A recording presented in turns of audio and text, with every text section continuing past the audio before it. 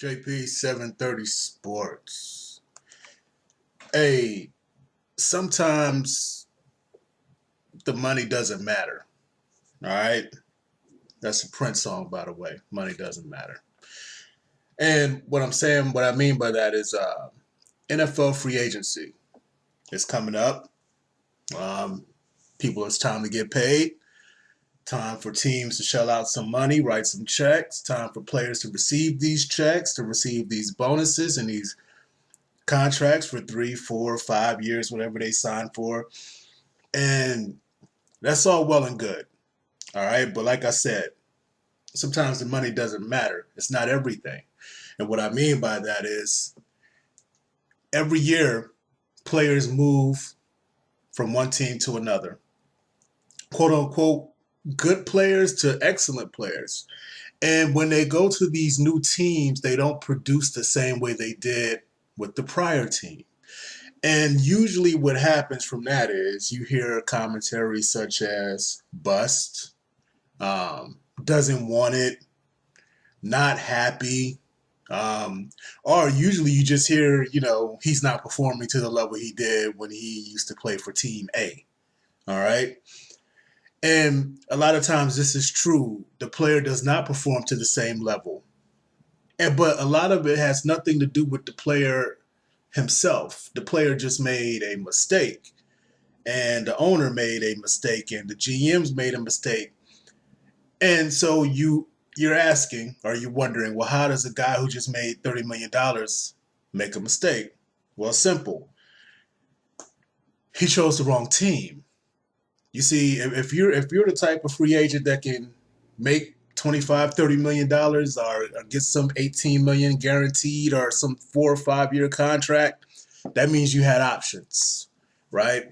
And a lot of the times these players will take the best option based upon money. So if one team offered them, I don't know, $42 million over 3 or 4 years, whatever, and another team offered them $40 million over 3 or 4 years, well, that $2 million a lot of times drives that decision on where this player is going to go, right?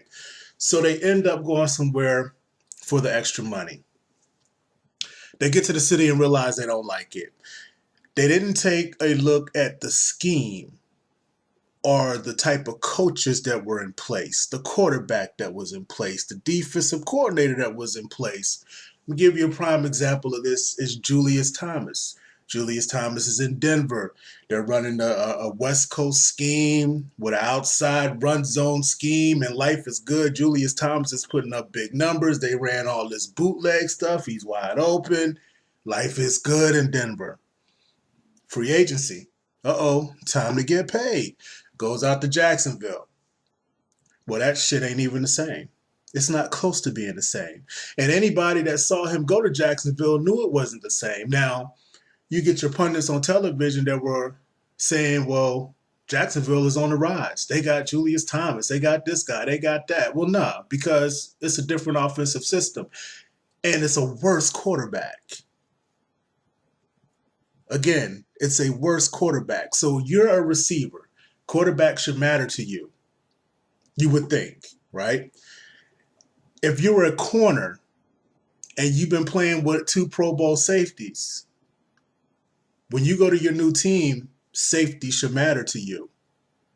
If you're a press corner, why are you going to a cover 3 team? If you are a 1 gap nose tackle, why are you going to play defensive tackle in a 4-3 scheme? It's not what you do. Now, some guys can make transitions, but not everybody. You see what I'm saying? Your upper echelon guys, a lot of times they can go to some place and they can pick up on something and they can get better. It might not be the same, but they can survive. All right. But you're not getting the player you got that you paid for. You're not getting the guy that was with Team A. You're getting this guy who's on your team in your city with your system, with your coordinators, and it's not the same. You see it all the time. And you're going to see it again now. It happens all of the time. So some of the free agents we have on the market, And you can expect a big run on corners and safeties, right? That's what the NFL is all about right now in defense. You got to have corners, you got to have safeties. You have to have a lot of them. So you take a guy like Eric Berry. If he does not re-sign with Kansas City, Eric Berry, or if he doesn't get franchised, Eric Berry has the ability to play in the box safety, or he can play high safety, single safety, cover safety.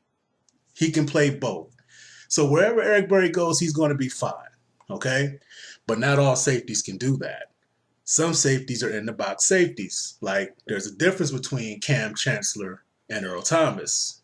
You might think they're just both safeties, but there's a difference between the two guys. That's why one guy plays in the box and one guy plays single high.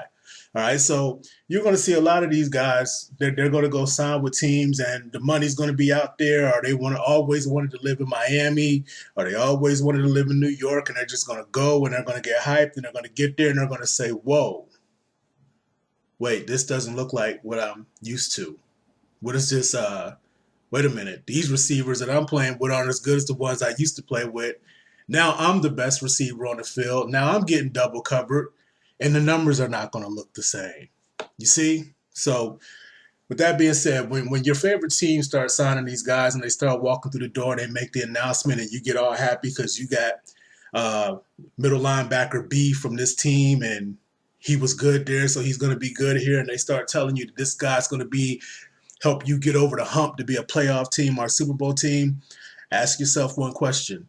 Is he doing the same thing there that he used to? Because if it's not the same, there will be a change. Sometimes it's for the better. Sometimes you can get an average free agent, put him in a better situation. This happens in New England an awful lot. Put him in a better situation, and all of a sudden he becomes a better player. But usually it does not happen that way. It's the other way around. All right, so when you see these guys get signed and they start walking through the door and you start thinking life is good, hey, be careful, pump the brakes. Don't fall for the hype they give you on television, because that's all they're trying to do is get you hype. They got to sell you the games, so they got to get you hype. All right.